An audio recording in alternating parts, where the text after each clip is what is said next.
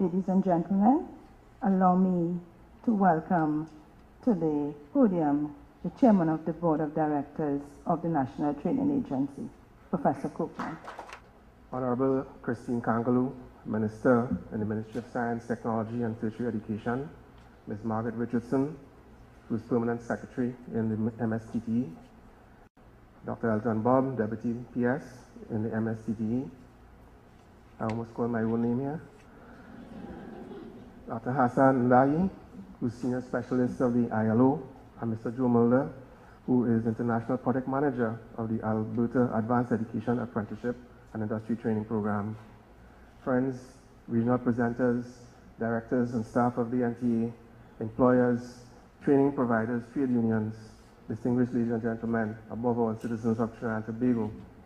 Let me start by saying that I did not write that speech that Ms. Joseph just read.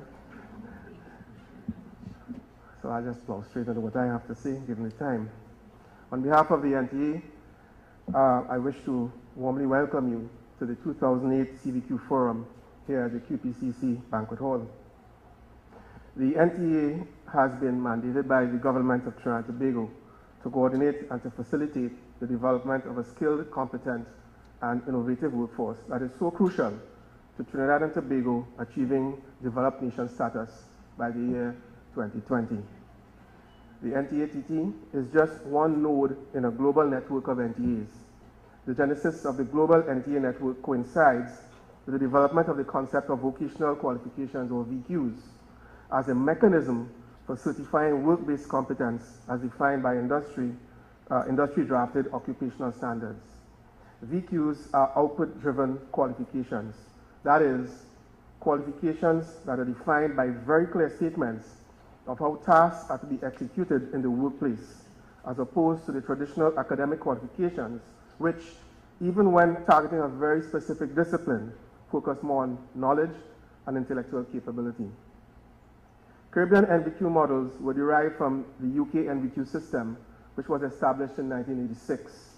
The first Caribbean NTA, the Heart Trust in Jamaica, was established in 1991, followed by the TVET Council in Barbados in 1998, and the NTA in Trinidad and Tobago in 1999. I should say that the NTA had a previous genesis in 1994 as well.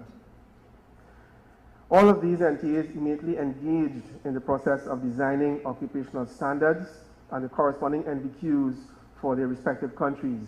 The NVQ-J for Jamaica, the TT NVQ for Trinidad and Tobago, the NVQ-B for Barbados. I should stress that the Caribbean Vocational Qualification, or the CVQ, is basically an NVQ in practice, but with the added value that comes from having Caribbean recognition and acceptance.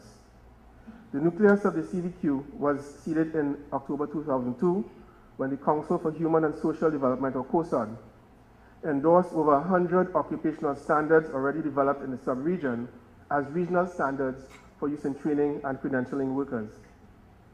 In November 2003, COSOD mandated the Caribbean national training agencies to collaborate to rationalize and harmonize their national occupational standards to facilitate regional certification and free movement of skilled certified workers.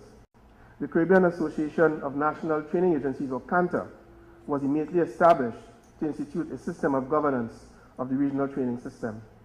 Now, in October 2005, COSOD approved a CANTA document entitled Carrigan Process for Workforce Training, Assessment and Certification. And this established what we call a 5-level qualification framework on which the CVQ is based. This is a framework that is essentially the same as that used in the UK and elsewhere. COSOD subsequently also approved the establishment of a scheme for the award of CVQs and authorized the national training agencies, including the National Training Agency of Trinidad and Tobago, which had approved arrangements for issuing national vocational qualifications to offer the CVQs. COSOD also advised the NTAs and the Ministries of Education and the Caribbean Examinations Council to collaborate with regard to the award of the CVQs in the secondary school system. Now, this led to the official launch of CVQs in the secondary school in May 2007 in Trinidad and Tobago by the Ministry of Education in collaboration with the CXC, the NTA, and the Ministry of Science, Technology and Tertiary Education. This was the very first establishment of the CVQ in any capacity in the Caribbean. This year, COSOD reviewed a list of occupational standards sent for regional approval My CEO hasn't briefed me as yet because she came in on a flight from a meeting with COSOD, what was it, 1 o'clock this morning. We haven't had time to talk about it, but meetings are ongoing with respect to further cementing the CVQ, and I'm sure you'll hear more about that as the workshop proceeds. Now, the CVQ brings several advantages to TVET. First is work relevance, as it targets the development of work-ready skills and competencies measured against standards that are defined by industry. Let me read that as a syllabus, as a curriculum that is defined by industry. Competencies include not just technical skills, but also include the attitudinal skills that are highly valued by employers. 3, the competency-based approach that is embodied within the CVQ does not allow for failure. Does not allow for failure. Based on the assessment of independent industry experts, a candidate is tagged as being competent and therefore deserving of a unit award, or not yet competent, in which case they can repeat component units as many times as necessary to demonstrate the attainment of the required level of skill. The CVQ is awarded only when the candidate has demonstrated the required level of competence in each of the units that comprise the award. But I just want to make it clear, as you go along, you connect units, you have the requisite number of units, you will get an award. Nobody really loses. We develop at your pace. The use of competency-based training and assessment provides the most optimum mechanism for workforce development, as work readiness is a very high priority.